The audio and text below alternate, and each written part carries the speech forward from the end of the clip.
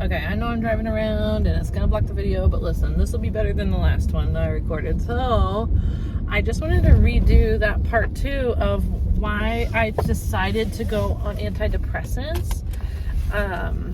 Because for some reason, even though the phone was sideways, it's still, it was like vertical. So bad video. Even worse than this, if you can imagine. Okay. Why did I already talked kind of about like leading up and how when I was a younger adult, I kind of dabbled in antidepressants, but I wasn't really sold on the fact that like I needed them. So I kind of stopped, and like situationally my life just as a young adult kind of wasn't great. So it was when it was 2020, early 2020, whenever, sorry, I'm trying to get where you can see me. It was early 2020, and I had like a 6-month-old and a 2-year-old, and life was hard. And I vastly underestimated. Actually, I didn't even know that when I had kids, I would be triggered all the time. I had no clue. I mean, now I get it, but like back then, I had no idea what was happening. And like postpartum hormones triggering from kids, like it was not good. And so I was just waking up angry every single day, and I was angry all day long, every single day. And I was shouting at my kids, and I was throwing things in anger, and I was like upset with my husband all the time, and like had these expectations on him that like I could tell he was always walking on eggshells. And I also had a binge eating problem. And so I would go through a drive-through, not just one drive-through, but like 3, 4, 5 drive-throughs, spend, I don't know, $30 to $50 on like things from different places, collect it all. Not just like, oh, I'm going through this drive-thru, I'm eating it on my way to the next one, and the next one, and the next one. I'm like, I'm collecting it all. Because I know if I start eating, I'm going to get full. And I want to be able to eat as fast as I can, as much as I can, before my body tells me I can't eat anymore. So I would go binge eat, and I would, get all this different fast food, coffee, whatever. And then I would go sit in a parking lot, eat it, and get so full and have such like a dopamine, sugar, fat rush that like I would fall asleep in the car.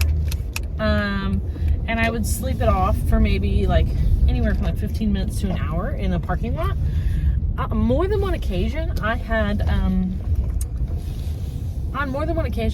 a police officer come and knock on the window and be like, "Are you homeless?" I mean, look at me. So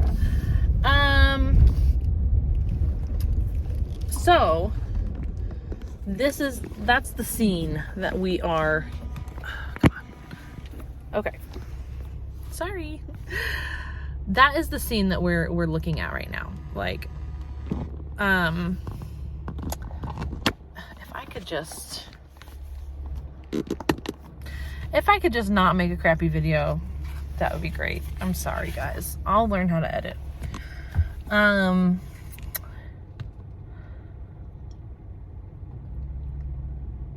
Life sucked, and I didn't know how to cope.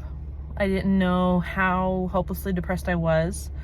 I had a friend who was a mental health nurse practitioner, and she kind of like helps moms of multiple children like manage their life basically, and their mental health and their nutrition. And like I had talked to her about meal planning, and like paid good money to like consult with her about meal planning, and her takeaway was like, you need to be on antidepressants.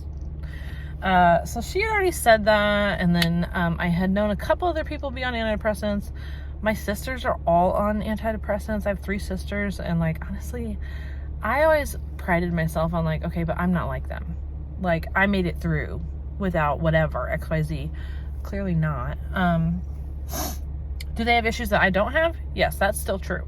And people remind me that all the time, that like, hey, based on your life, like you should be not where you are. So give yourself some credit.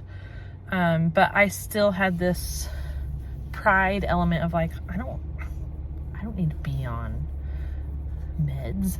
Like if I start medicine, when does that end? Like the rest of my life? And I also come from this background of like having a really healthy like all organic whatever stint, you know, where it's like all you have to do is be gluten-free and then your whole life fixes itself. Like, so that's where I was.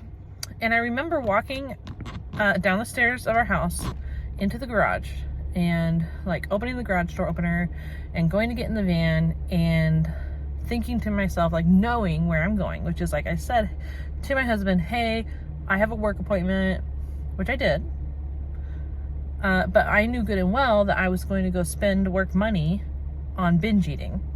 And I had already started to plan out where I was going to go, what I was going to get. We lived close to several restaurants. And so I just like bing, bang, boom, like on my way out the neighborhood, like stop at the usual spots.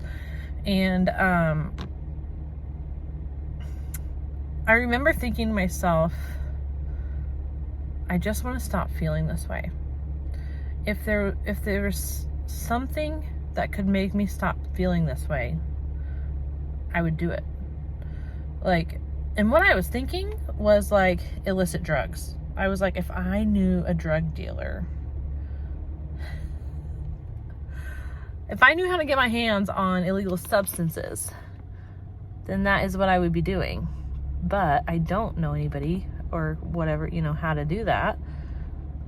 Sorry, I'm just picking at this gray hair. White. I have white hair. I kind of pride myself on that because my grandma had white hair. Ah, it was white. Let's see. See? Can you see it? Okay. Anyway, I pride myself. Back up. Sorry. I might have ADHD too. I remember thinking when I was in the garage, if I knew someone who sold drugs, I would go get some because food is not cutting it. This binge eating, I knew before I did it that I would feel worse after. Like I knew that I had no choice in the matter. I knew that I was going to go do that even though I didn't want to. I didn't want to spend the money. I didn't want to eat the food, but it was the only way I could cope. It was the only thing I had to like alleviate the depression I was feeling in that moment. And so that's what I went out and did. And I remember thinking that later, like, man, I was about to like take illicit drug. Like if somebody had offered me a drug, I don't even know drugs, but if somebody had offered me some sort of drug, I would have been like, yeah. If it makes me stop biting my husband's head off every time he talks to me, if it makes me stop throwing things when I'm angry at my kids, like if it makes me wake up and feel like there's hope in life, then yeah, I would take that.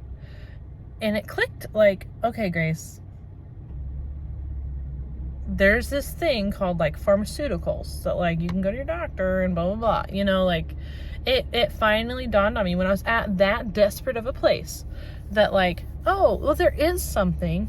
It doesn't have to be street drugs. Like you can go get a prescription for that. Like you don't have to live and suffer in this way just because you think that taking antidepressants makes you weaker or makes you less valuable or makes you less anything. And I wish that I'd had more people speak that into my life sooner, especially in the Christian crowd. I think a lot of us hear others' woes and plight, and our first inkling is like, oh, I'll pray for you, or have you prayed about that, or here's this Bible lesson. Like, none of those are bad things, but there's a very real reality of a chemical imbalance. There's a very real reality of like trauma response, and not just like trauma response because I'm triggered, I have to figure out how to process this. Once I process it, I'll be fine. But like when the developing brain undergoes trauma, it changes your brain chemistry.